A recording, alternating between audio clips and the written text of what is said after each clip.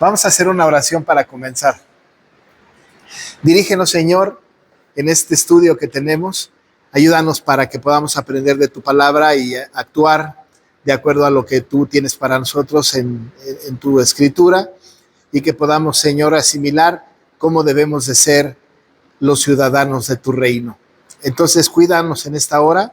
Está con mis hermanos, Señor, que no vendrán, y aquellos que vendrán, Señor, que lleguen con la expectativa de aprender de tu palabra. Así es que te pedimos tu presencia en medio de nosotros, en el nombre de Jesús. Amén. Amén. Muy bien. Bueno, vamos a Mateo 5, ¿no? Versículos 33 al 37.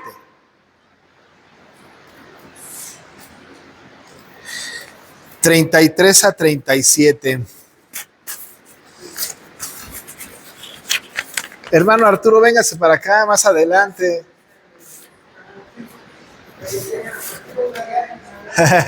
Yo ando así trayéndome a todos para acá. Bien, voy a leer el pasaje, ¿no? De Mateo 5, 33 en adelante, que dice así: Además, habéis oído que fue dicho a los antiguos: no perjurarás, sino cumplirás al Señor tus juramentos. Pero yo os digo, no juréis en ninguna manera, ni por el cielo, porque es el trono de Dios, ni por la tierra, porque es el estrado de sus pies, ni por Jerusalén, porque es la ciudad del gran rey, ni por tu cabeza jurarás, porque tú puedes hacer blanco o negro un solo cabello. Pero sea vuestro hablar sí, sí, no, no, porque lo que es más de esto, de mal procede. Bien. Vamos a tener una breve reflexión sobre esta porción y además ligada, por supuesto, con todo el pensamiento que venimos arrastrando y que ha sido como interrumpido un poco, ¿no? Ya hemos hablado del Sermón del Monte como no como algunas normas para entrar al reino, sino como características de los ciudadanos del reino.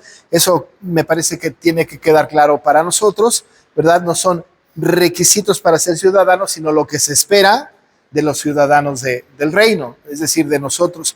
Y bueno, está con estándares muy altos, ¿no? Hay mucha exigencia, prácticamente como cuando estudiábamos los 10 mandamientos, imposibles de cumplir. Pero eso no significa que no los debamos de estudiar y que no debamos de perseguir esas características que nos deben de distinguir del mundo, ¿no? Estamos ahí.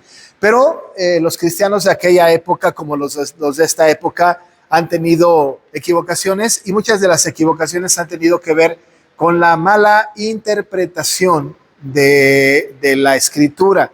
Muy particularmente en esta nueva sección que después de las bienaventuranzas hablábamos acerca de la ley, había una gran cantidad de malas interpretaciones de la ley, de tal manera que ellos habían escuchado por los antiguos algunas cosas de la ley y las interpretaban de acuerdo a la escuela fariseica de su época, pero el Señor tiene que puntualizar y tiene que decir, pues está bien, qué bueno que conocen la ley, y qué bueno que ustedes oyeron, no matarás, no cometerás adulterio, ¿verdad? Etcétera. Pero lo están haciendo mal. Están acatando la norma de manera equivocada, muy a modo de la escuela rabínica de su época, muy a modo.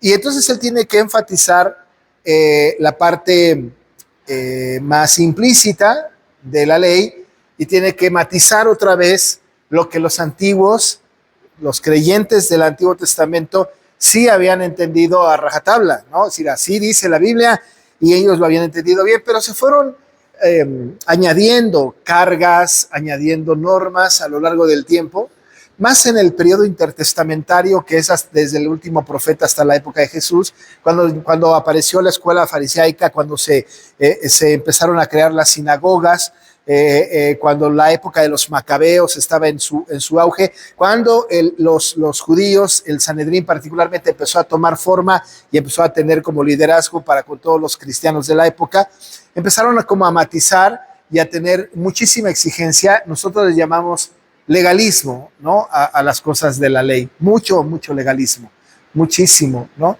Pero evidentemente la ley iba muchísimo más allá del simple cumplimiento irrestricto de un mandamiento, ¿verdad? Porque, como por ejemplo, no cometerás adulterio, alguien diría, bueno, yo a rajatabla estoy yo, ¿verdad? Así, no he cometido adulterio, no me he metido con nadie, yo, no, nada más con mi esposa, qué sé yo, y entonces el Señor tiene que decir, bueno, sí, pero no, ¿verdad? Cualquiera que mire a una mujer para codiciarla, adúltero con ella en su corazón, y así con los mandamientos, es decir, que la interpretación de los mandamientos era muy a modo para favorecer al fariseo, sobre todo al rabino, al maestro de la ley, y evidentemente se perdía mucha de la enseñanza del Señor, y entonces el Señor lo matiza.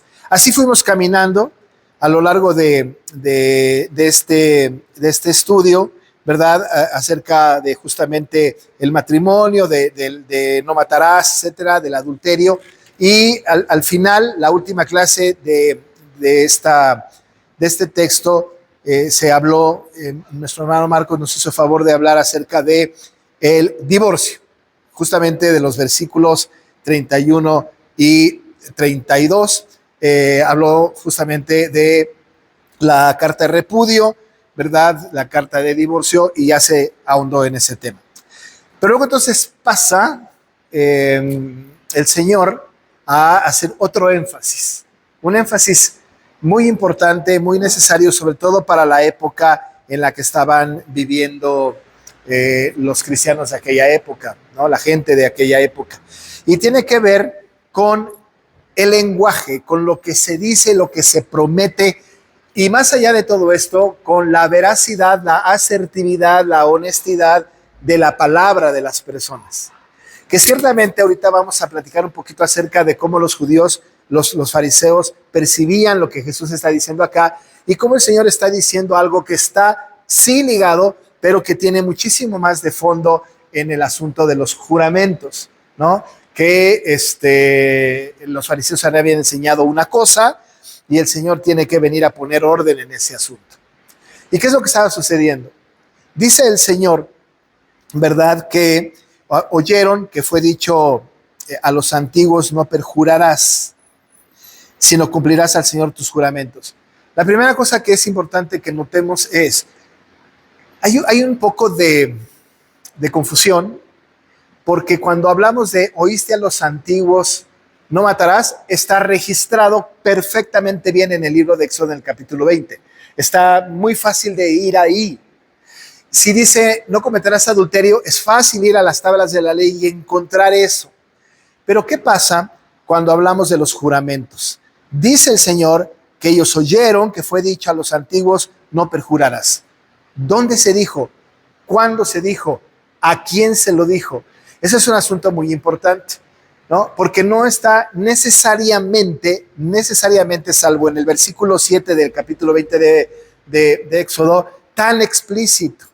Sin embargo, justamente en la literatura mosaica o en la ley de Dios, que es donde están recopilada la ley de Dios para el pueblo, ¿verdad?, que el Señor está matizando aquí, sí que aparece el tema de los juramentos. Por ejemplo, para ir más o menos descubriendo dónde se encuentran estos asuntos, tenemos 4 pasajes que son de la Torá, que son del Pentateuco.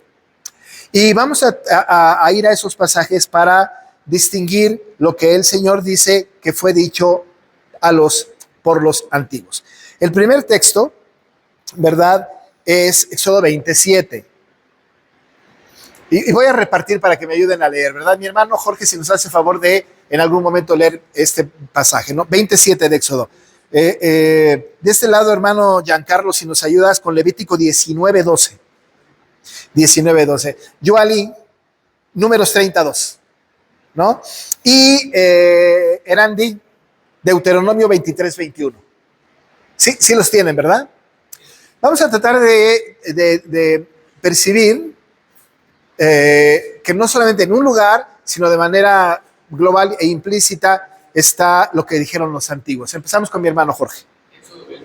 Sí.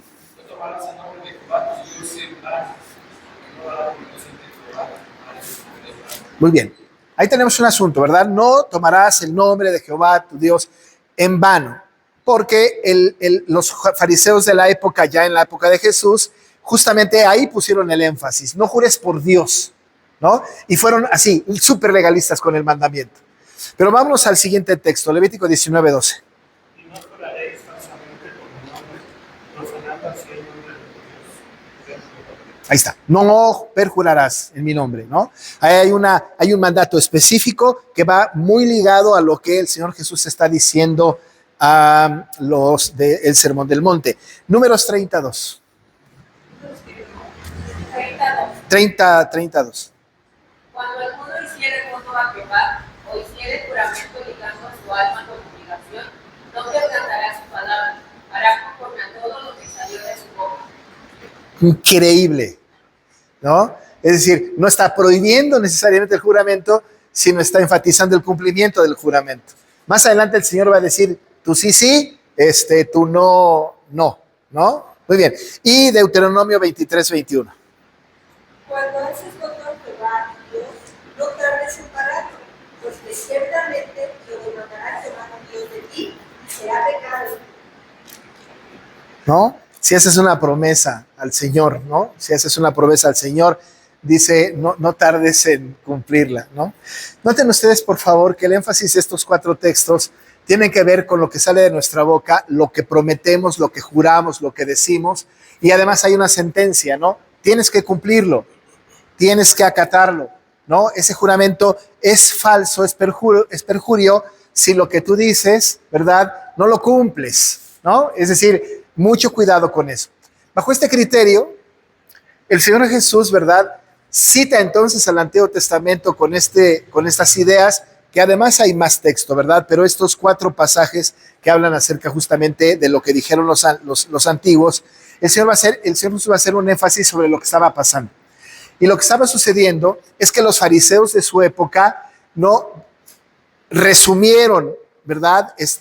Llegaron a centrar solamente el mandamiento del juramento en que no se puede jurar en el nombre de Dios. Dijeron, en el nombre de Dios no se jura, no se jura. Y pusieron normas estrictas, y dentro de las normas, más de 100 leyes, ¿verdad?, que los judíos tienen. Entre todas ellas, hay algunas que están muy fuertemente vinculadas con el tema de no tomar el nombre de Jehová en vano, no jurar en el nombre de Dios. Estaba prohibido jurar en el nombre de Dios, prohibidísimo. Los fariseos estaban poniendo muchísima carga en los cristianos de la época. Le dijeron, no puedes jurar en el nombre de Dios, de ninguna manera. Y cualquiera que se atrevía, incluso en aquella época, era castigado. Y con el riesgo incluso hasta de ser separado de la familia judía porque estaban jurando en el nombre de Dios. Imaginen ustedes nada más qué terror, ¿no?, entre la gente, que no podían mencionar a Dios y no podían jurar en el nombre de Dios porque los fariseos maestros habían interpretado así la ley y dijeron, esto es lo que dice la ley, no vas a jurar en el nombre de Dios y punto. Sin embargo, el Señor Jesús dice, ¿verdad? Ustedes oyeron por los antiguos, no perjurarás, sino que cumplirás al Señor tus juramentos. Ciertamente fue dicho, pero yo les digo, y aquí es donde el Señor pone el énfasis. En aquella época, como en nuestros días, a veces tenemos un poco de temor también de jurar por Dios, aunque lo hacemos, ¿no? Incluso hasta minimizamos a Dios cuando decimos, te lo juro por Diosito Santo, ¿no? O sea, utilizamos este tipo de expresiones hasta grotescas, ¿no? Pues no muy propias, ¿no? Usamos esto. Y con cierto temor, ¿no? Hay quienes no utilizan el nombre de Dios para jurar, pero juran por otra cosa. John Stott, que es el libro que estamos leyendo, o que estoy leyendo, ¿no?, dice que en esta época, incluso en la época contemporánea de él y nuestra, hasta por los ángeles se jura, ¿no? Es como si dijeran, te juro por el ángel Gabriel, y entonces ponen a un ángel como depositario del juramento, ¿no? Por él te lo juro, ¿no? Nosotros los mexicanos, no sé si todos los latinoamericanos, ¿verdad? Hasta ponemos a la mamá, ¿no? Como el personaje más importante que tenemos para jurar, te lo juro por mi madrecita santa, ¿no? Decimos así, ¿no? Cosas así de esta naturaleza, por mi madrecita santa te lo juro, ¿no? Y bueno, ahora nosotros tenemos este tipo de voz, o por mis hijos, ¿no? Hasta utilizamos a los hijos, ¿no? No nos hemos dado cuenta de que si no cumplimos nuestro juramento estamos condenando, ¿no? a nuestros hijos, a nuestra mamá o lo que fuera, ¿verdad? Entonces usamos este tipo de expresiones, juramos y tomamos por todos lados de los elementos de la creación para ejercer un juramento, ¿verdad? Hacemos un juramento. Y bueno, los cristianos de aquella época pensaron, se puede, ¿no? Se puede jurar por cualquier cosa.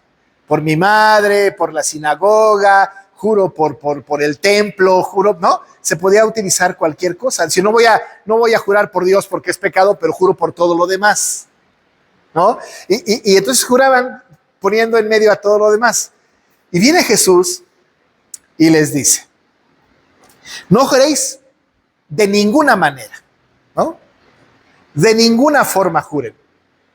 Pero bajo el criterio de que ustedes no quieren jurar en el nombre de Dios y toman otros elementos, quiero decirles, como si dijera Jesús, que detrás de todos los elementos por los cuales juran está Dios. Porque dice, no juréis de ninguna manera, ni por el cielo. ¿Por qué no van a jurar por el cielo? ¿Qué dice ahí? Pues es el trono de Dios. O sea, de todas maneras, Dios está involucrado. Juran ustedes, ¿verdad? Por el cielo, ahí está Dios. Es el trono de Dios. Están jurando por Dios. Luego dice, ni por la tierra. ¿Por qué no van a jurar por la tierra? Es el estrado de sus pies. ¿De quién? De sus pies. De Dios. Dios está otra vez involucrado. Ni por Jerusalén, que es la ciudad del gran rey. De todas maneras, el Señor está involucrado. De todas maneras. O sea, ustedes dicen, no voy a jurar por Dios, pero juro, ¿verdad? Por el templo, juro por el cielo, juro por el trono, por la tierra, juro, ¿verdad? Por Jerusalén. Y tomo los elementos de la creación y juro por ellos, pero estoy excluyéndome de Dios. No estoy jurando por Dios, ¿eh? No estoy jurando por Dios. Es decir, que estoy teniendo un juramento falso, ¿no? Pensando que no es por Dios, pero estoy tomando de la creación todas aquellas cosas que favorecen a mi juramento porque son importantes, o por lo menos son las cosas que yo considero más importantes. Otra vez el autor que estoy leyendo habla acerca de qué es lo más importante para nosotros, y lo que es más importante para nosotros, por eso juramos, ¿no? ¿Qué es lo más importante en la vida de las personas? Cuando nosotros encontramos lo más importante en la vida de las personas, eso lo tomamos como lo más sagrado y juramos en el nombre de lo más importante, ¿no? Por eso las personas que juran por su madre consideran que la mamá es lo más importante que tienen. Por sus hijos, piensan que los hijos son lo más importante, lo más sagrado que tienen. Incluso algunos juran por su propia vida. Te juro por mi propia vida, es más, que me caiga un rayo, ¿no? Es decir, porque consideran que su propia vida es lo más importante. Evidentemente nosotros ahora no consideramos, ¿verdad? Y no hacemos juramentos, te lo juro por el templo de Manuel, ¿no? No hacemos eso, ¿no? No. Yo tampoco escucho que nadie diga, te lo juro por mi suegra, ¿no? No, exacto, ¿no? Es decir, a veces tomamos juramentos falsos cuando juramos en el nombre de cualquier otra cosa. Pero John Stott dice, ¿no? En lo más importante de un creyente es Dios. Y si lo más importante del creyente es Dios, ¿por qué no jurar en el nombre de Dios? ¿Saben por qué? Porque en el juramento, quien lo está haciendo es un hombre pecaminoso que está muy propenso a faltar su juramento. No importa que yo falte al juramento de por mi madre, a que yo falte al juramento por Dios, ¿no? Es importante. Y en ese pensamiento, en ese tono, ¿verdad?, de pensamiento que el Señor está mencionando, ¿no? Va a hablar acerca de aquellos que son personas verdaderamente falsas, hipócritas, que verdaderamente no están entendiendo el tema del juramento. Vamos al capítulo 23 de Mateo. 23, ahí mismo Mateo, pero en el 23.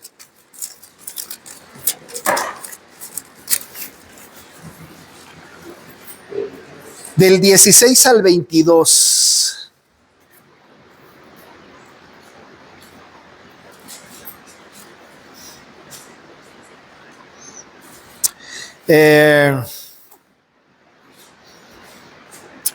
Saben que los fariseos, insisto, ¿verdad? Juraban por cualquier cosa, menos por Dios, menos por Dios. Y consideraban las demás cosas como las más valiosas que tenían, menos por Dios. Y entonces el Señor Jesús, en este tipo de pasaje que se llaman los ayes, ¿no? Pero ay, ¿no? Empieza desde por ahí del versículo 13, mas ay de vosotros escribas y fariseos hipócritas, les dice, ¿no? Y luego en el 14, ay de vosotros escribas y fariseos hipócritas, ¿no? Y lo vuelve a repetir en el 15, ay de vosotros escribas y fariseos hipócritas. Noten ustedes lo hipócrita de los fariseos. Pero vean su voto. Alguien que me ayude a leer del 16 al 22 fuerte, por favor. Ay de vosotros, guías ciegos, que decís, si alguno jura por el templo, no es nada, pero si alguno jura por el oro del templo, es verdad. Insensatos y ciegos, porque ¿cuál es mayor, el oro o el templo que santifica el oro? También decís, si alguno jura por el altar, no es nada, pero si alguno jura por la ofrenda que está sobre el altar, es de oro. Necios y ciegos, porque ¿cuál es mayor, la ofrenda o el altar que santifica la ofrenda? Pues el que jura por el altar, jura por él y por todo lo que está sobre él. Y el que jura por el templo, jura por él y por el que lo habita.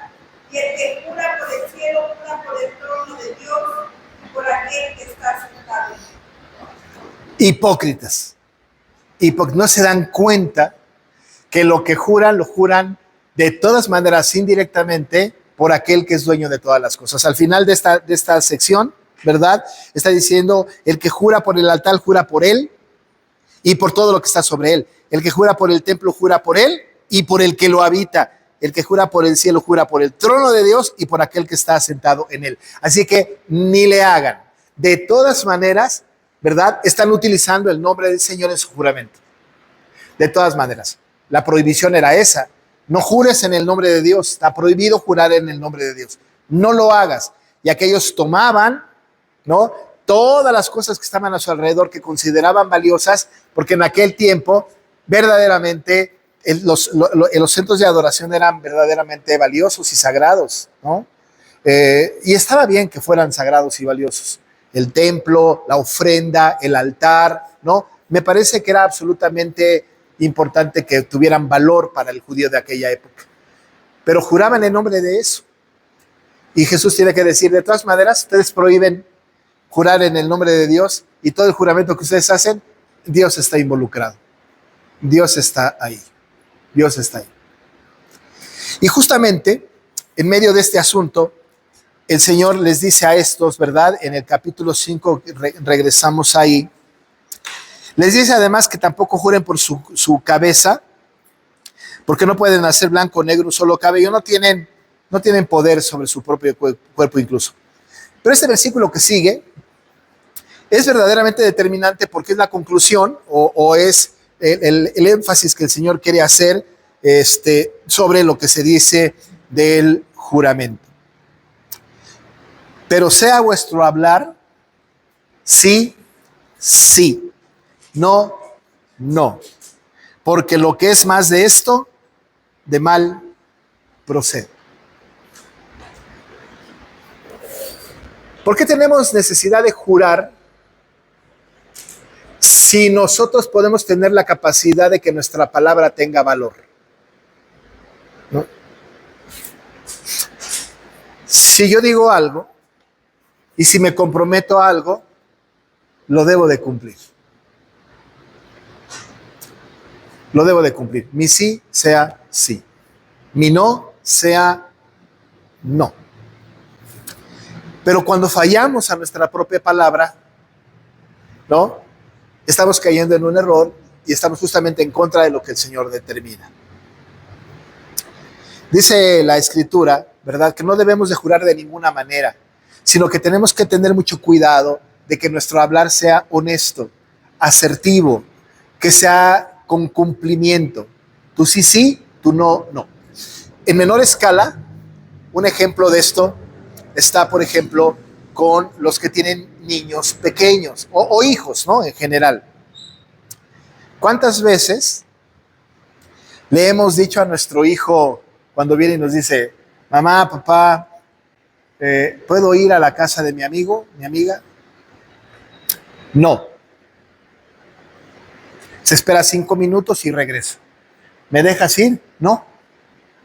Va, pero mira que yo, ay, mira, ¿sabes qué? Déjame de molestar, ándate. Entonces, nuestro no fue no. A veces nuestro sí no es sí. Entonces hacemos juramentos de esta naturaleza. Entonces decimos sí, lo voy a cumplir y no lo cumplo. No lo voy a hacer, no, y sí lo hago. Es decir, que nuestra palabra está chocando, ¿verdad?, con el concepto de la honestidad. Y entonces recurrimos para darle veracidad a nuestra palabra. Decimos de alguna manera que nuestra palabra no tiene valor cuando caemos en el juramento. Es decir, como si de repente no me lo creyeran, si yo les dijera, hermanos, vamos a irnos de paseo, ¿verdad? Ahí a Calvillo. Es porque está cerquita. ¿Y qué tal que no? Y se dice, no, pues, okay, no le creo, no le creo, pastor. Y yo digo, ¿no me creen? Se los juro por mi madrecita santa. Ahora, ¿qué es lo que hice? Cubrir mi deshonestidad, ¿no? Tapar mi falsa palabra. Porque como no me creen, apelo a algo mayor, ¿verdad?, para sostener mi dicho. Y aún con eso puedo no cumplir. Y aún con eso puedo no cumplir. Y entonces caigo en el perjurio, ¿no? Porque entonces estoy jurando en vano. Pero estoy jurando en vano en el nombre de Dios porque incluso Calvillo es de Dios. Es decir, cualquier cosa que yo juramente le pertenece a Dios. Y está diciendo aquí, ¿no? Déjense de cosas, todo le pertenece a Dios. No es el énfasis sobre el que el mandamiento quiere poner, sino justamente en lo que tú dices, en tu palabra, que tu sí sea sí, que tu no sea no. Ese es un ejercicio interesante porque muchos de nosotros, no lo dice John Stott, que lo tengo aquí en pantalla, sino que lo dice Martin Lloyd-Jones, que como saben también es un autor que me gusta mucho, pero él justamente está diciendo, ¿verdad?, que es muy difícil regresar la credibilidad de nuestra palabra.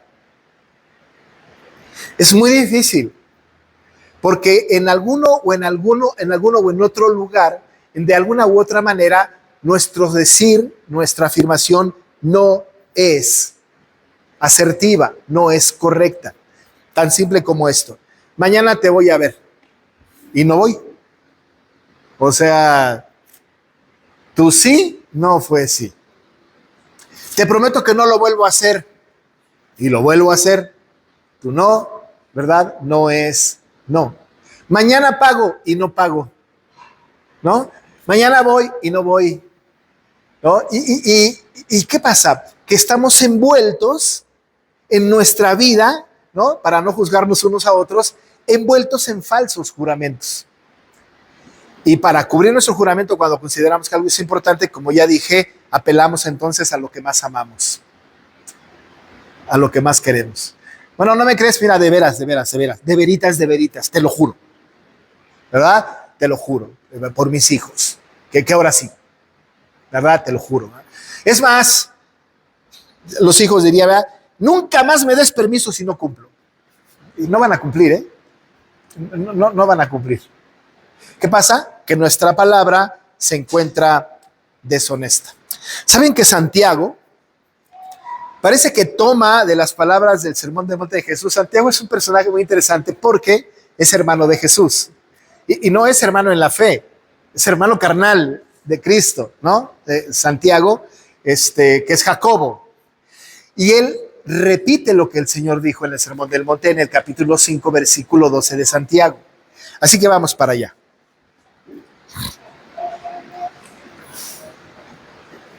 Vamos para allá. 5:12.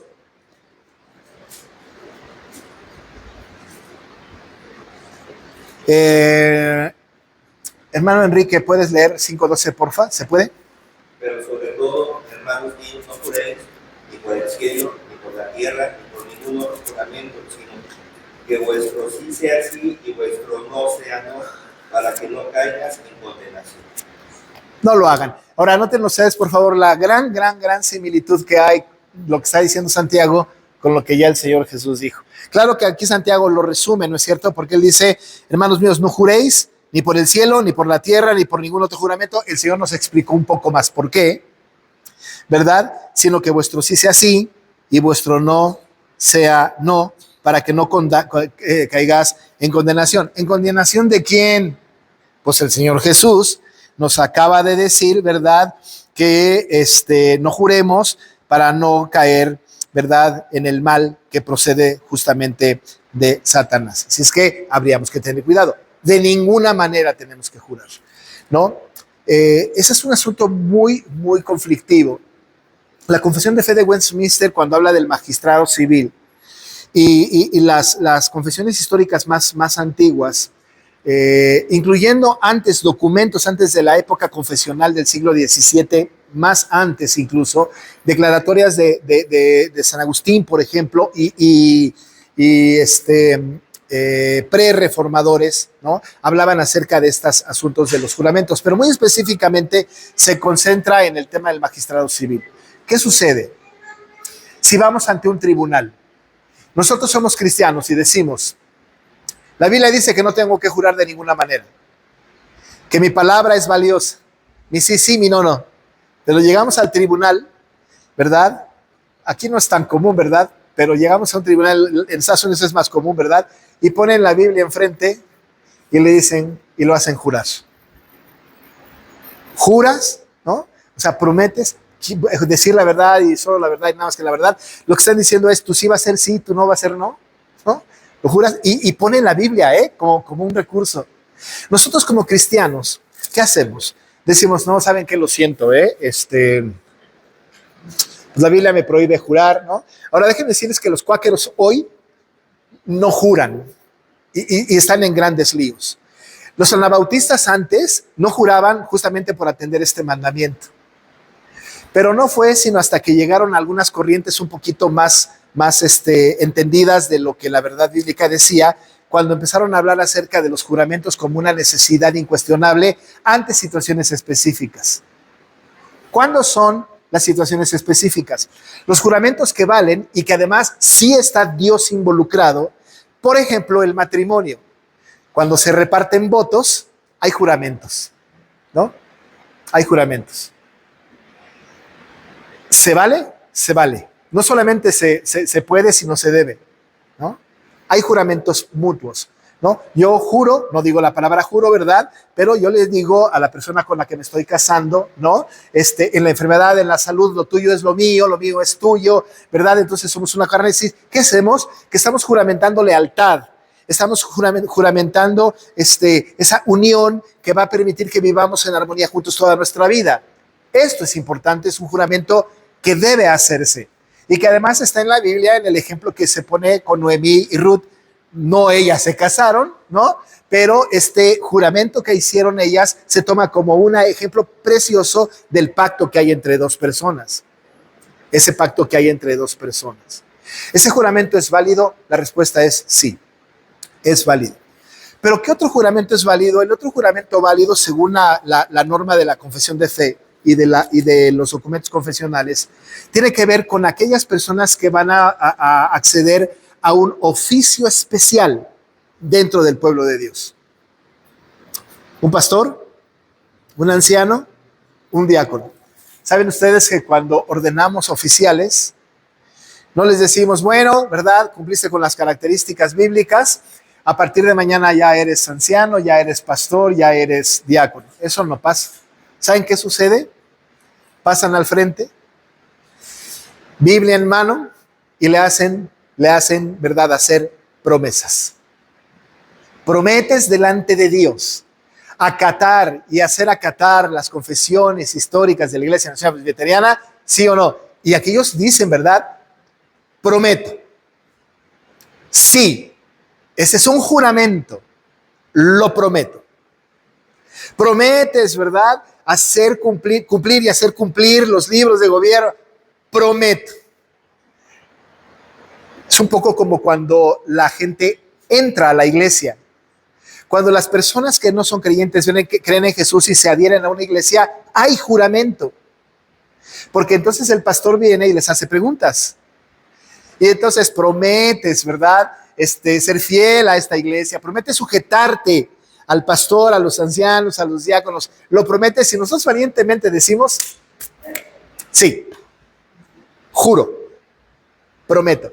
¿Ese es un juramento válido? Sí que lo es. Tanto de los ancianos, de los diáconos y de los pastores que lo hacen delante de Dios y de la congregación, como personas que vienen a la iglesia y juran esto, es válido, porque lo que se está estableciendo es una relación íntima de Él con Dios y con su pueblo. ¿Cuál es el problema? El problema es la humanidad incapaz de cumplir su juramento. Porque los que se casan a veces no son tan leales. Podemos permanecer casados toda la vida, hasta que nos juramos, pero mi juramento no es exactamente como lo juré al principio de mi matrimonio. Algún día tengo que hablar acerca de esto, ¿verdad? Pero incluso, no quiero ofender a nadie, por favor, no conozco su situación, pero incluso el régimen, ¿verdad?, de separación de bienes no me parece lo más correcto. Porque justamente no hay credibilidad de una o de las dos partes, o de una o de otra. ¿Qué es lo que sucede? Cuando yo digo, yo voy a jurar que lo tuyo es mío, que lo mío es tuyo, ¿por qué voy a separar bienes? Ahora, ese juramento que se hace en el matrimonio es un juramento con un pacto que vale. El problema no está en el juramento, sino está en que nuestro sí no fue sí, muchas veces, y nuestro no fue no. Y estamos jurando en el nombre de Dios. Pero no se preocupen, matrimonios. Los creyentes que se reciben en la iglesia, prometes, ¿verdad? Venir a la iglesia, poner tus dones al servicio de la iglesia. ¿Saben cuál es la tristeza? ¿No tienen ustedes idea cuántas personas he bautizado yo o recibido en una iglesia que el día que les bauticé o les recibí como miembros fue el último día que los vimos en la iglesia? No volvieron más. Le dimos su certificado, se acabó la historia. ¿No se utilizó? No se usó. Su sí no fue sí y su no fue no. ¿Qué pasó? Juramentó y no cumplió. Juramentó y no cumplió. Santiago dice, caen en condenación. ¿Cuántos, verdad, oficiales de iglesia juran cumplir y hacer cumplir la confesión, la Biblia, los libros de gobierno y no lo hacen? Es más, ni asisten a la iglesia. Conozco por ahí, ¿verdad? No aquí, por favor, pero conozco hay una iglesia en donde hay un anciano de la iglesia, o dos ancianos de la iglesia, que son ancianos así como que para toda la vida, nunca los cambian, que uno vive en Mérida y el otro vive en San Miguel de Allende, Querétaro, no sé dónde. Texquiapan. Siguen como ancianos. Pero la iglesia está en Ciudad de México. Y la iglesia está en Ciudad de México. Y son ancianos de la iglesia. ¿Y por qué son ancianos? Pues, está padre, son útiles, ¿no? Pero están conectados virtualmente. O sea, ven los cultos virtualmente y por ahí da uno una clase virtualmente, ¿no? ¿Qué pasó? Que su sí no fue sí. Ahora, ahí de eso, ¿qué pasó? ¿La puerta se cerró? Parece una canción de Luis Miguel, ¿no?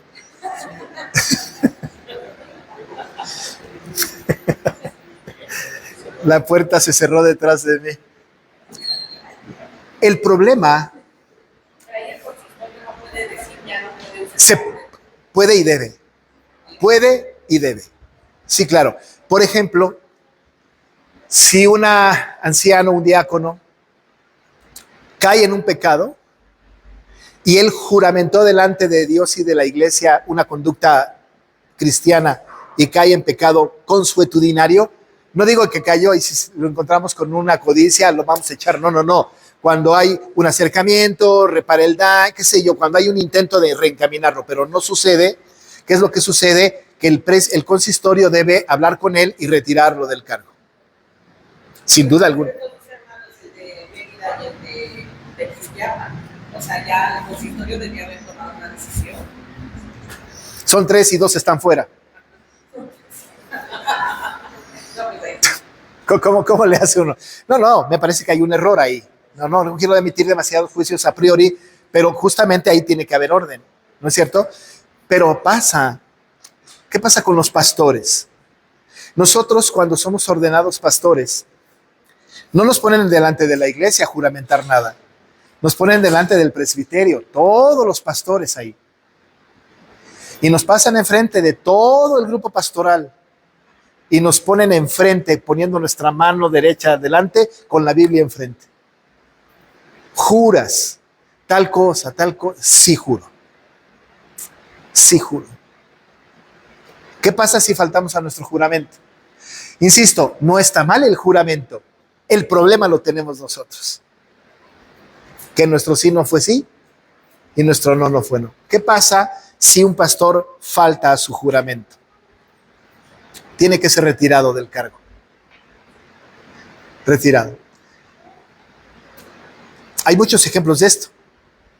Recientemente Steve Lawson pecó, ¿verdad? Un gran maestro, un gran predicador, un hombre maravilloso que yo tengo libros de él todavía y no los voy a tirar a la basura nunca, porque Dios lo usó tremendamente, sin duda alguna, cayó en pecado. ¿Saben qué hizo su denominación? Para afuera. Ya no eres pastor, ya no puedes ser pastor en ningún lado, ya no puedes seguir escribiendo, todos tus libros se van a tirar, nada más con el ministerio, nada. Puedes seguir viniendo a la iglesia, como cualquier persona que viene a la iglesia, puedes obtener perdón de parte de Dios, ¿no? Pero no puedes regresar al ministerio. ¿Mande? Bueno, ¿sí saben el pecado de Steve Lawson? Adulterio. Faltó a su pacto con su esposa y a su juramento con la iglesia. Y saben una cosa, Dios no puede ser burlado. Y rompe su pacto, rompe su juramento y su iglesia determina fuera del ministerio. Un hombre que viajaba por todo el mundo dando conferencias, que fue maravillosamente usado por el Señor para miles de personas. Tiene una gran cantidad de libros escritos que han sido de muchísima bendición. Cae en pecado. Pudieron haber dicho, bueno, como es un hombre tan importante, vamos a pasar por alto su falta. No sucedió, ¿verdad? Su denominación lo sentó. Disciplina. Y no crean que por un año, el resto de su vida. El resto de su vida. Esto es actuar en consecuencia de un falso juramento. Le llamamos perjurio. Faltó a su juramento. Faltó. Es por esto que lo que estamos hablando aquí entonces es de que aquellos fariseos decían, solamente no jures en el nombre de Dios. No. Pero no jures en ninguna manera. De ninguna manera. Pero no significa que no puedes jurar. Jura en tu matrimonio. Jura ante una corte. Jura ante un oficio de cristiano del pueblo de Dios. Hazlo. Júralo y hazlo por Dios. Sí se puede. Ese no es el problema. El problema es la deshonestidad. La falta de congruencia. La falta de dirección en su pensamiento y en su mente acerca de lo que el verdadero juramento debe de representar para las personas. Así es que no estamos diciendo prohibido jurar. No. Hay que jurar. Sin embargo, hay que jurar de tal manera que mi sí sea sí, mi no sea no. Si no somos capaces de esto, mejor no jures de ninguna manera, ¿no? Eso es lo que quiere decir el Señor. Si no eres capaz de que tu sí sea sí, tu no sea no, entonces no jures de ninguna manera, de ninguna forma. Mantenerlos así creo que es más saludable que emitir un juramento en falso, ¿no? Y entonces cometer perjurio. Y eso sí, dice la Biblia, entras, como dice Santiago, en condenación. Bien, pues vamos a dejarlo aquí. Lo dejamos aquí, la próxima semana seguimos, si Dios así nos lo permite, con lo que sigue, que son los versículos 38 en adelante, ¿no? ¿Alguna pregunta o comentario? Sí, hermana. Hay casos, bueno, lo he visto así como en películas, yo no sé si más con la vida real, pero mucha gente cuando están ya muriendo, a sus familiares les dicen, júrame que no vas a hacer esto, o júrame que, no sé, la esposa que se muere y le dice a la esposa, júrame que cuando yo me muera te vas a volver a casar por eso. Ah, caray. Así pasa. Sí, entiendo, sí. Como, digamos a los hijos, A jurar. a que Claro. ya me estoy en un lecho de muerte, Claro. y júrame, prométeme, hijo, que vas a hacer esto. Sí, Porque estás jurando para él, para mí, que vas a morir. sí. No, yo creo que está mal. A mí me parece que estamos obligando a un juramento falso, ¿no? Por ejemplo, no solo eso, sino que incluso hay no que te vas a casar con otra, pero cuando se está muriendo alguien, hacen prometer a la familia que cuando se mueran van a hacer ciertos rituales. O cremar, o enterrar, o echar globos blancos al cielo, o cantar tales cuales himnos, o cambiarse de casa, o vender no sé qué, ¿no? Es decir, hay cosas que ya en la dinámica de la vida no se van a poder hacer. Entonces, obligar a un juramento a otra persona me parece que es falso. El juramento viene de mí hacia alguien más, no que alguien a mí me impulse a jurar por algo, ¿no? Entonces, me parece que es un juramento tergiversado, malo, ¿no? ¿Qué pasa con nosotros? Como queremos tanto a la persona, juramos a pesar de que sabemos que no lo vamos a cumplir. Sí, mi amor, te lo prometo, eres la única en mi vida, no me voy a casar nunca, ¿no? Y se muere la esposa y el marido en un mes ya está casado con otro, ¿no? Es decir, rompemos a nuestro juramento, sin duda alguna. Ahora, quiero por favor enfatizar, no está mal jurar, lo malo es que no cumplimos con nuestro juramento, ¿no? No lo cumplimos. Y mejor, como dice Jesús, no jures de ninguna manera, ¿no? De ninguna forma. ¿Alguna otra cosa, Erandi? Por ejemplo, de los juramentos que hacen las personas para unirse a la congregación. Si al pastor le quitaron del ministerio, ¿qué pasa? Porque el juramento que hacemos nosotros de sí, vamos a poner nuestros dones al servicio de la iglesia y no lo cumplimos. Sí. Estamos jurando, pero ¿qué castigo hay? Hay disciplina, sí, por supuesto. Tiene que haber, sin duda alguna. Pero, por ejemplo, un pastor, yo, por ejemplo, con el presbiterio, ¿qué pasa si yo no asisto a las reuniones de presbiterio? No pasa de un regaño, ¿eh? No me quitan del ministerio, pero sí me llama la atención. ¿Qué tendría yo que hacer para que me quiten del ministerio? Pues un pecado grave que está tipificado en el libro de disciplina, que sea atribuible una suspensión o una deposición o una expulsión, y hay tipificación de ofensas. En ese caso, puede llegar el caso de que incluso me pueden expulsar como parte de faltarse a tu juramento. Pero hay muchísimas cosas que son pasadas por alto porque son corregibles con la plática normal. ¿Qué pasa con un miembro de la iglesia? Y te entiendo, sí. Si nosotros echáramos de la iglesia a los que no cumplen con su juramento cuando prometieron estar aquí, no tendríamos gente. Entonces, aquí en pastoreo no hay nadie. O sea, los echamos, ¿verdad? Porque pues ya llevan 3 domingos sin venir, pues para afuera, ¿no? Sus dones no los ejerce en la iglesia. ¿Sí me explico? Es decir, creo que tenemos que hacer un acto disciplinario, pero la disciplina empieza con hablar con él, traer un testigo, ¿no? Pero debe de tener sus efectos. Ahí el consistorio, por ejemplo, falta su juramento, porque una de las marcas de la verdadera iglesia es el fiel ejercicio de la disciplina. Y muchas veces fallamos en hacer eso. Faltamos a nuestro juramento. Y no nos han echado. O no nos han castigado. Pero otra vez, caemos en esto, ¿verdad? Nuestro sí no fue sí y nuestro no fue no. Por eso, no juremos de ninguna manera. Pero claro, seguiremos haciendo eso. Cuando recibimos gente en la iglesia le vamos a decir, prometes y prometes y prometes, y la gente va a decir, sí, sí, sí. Y cada quien con Dios. En fin.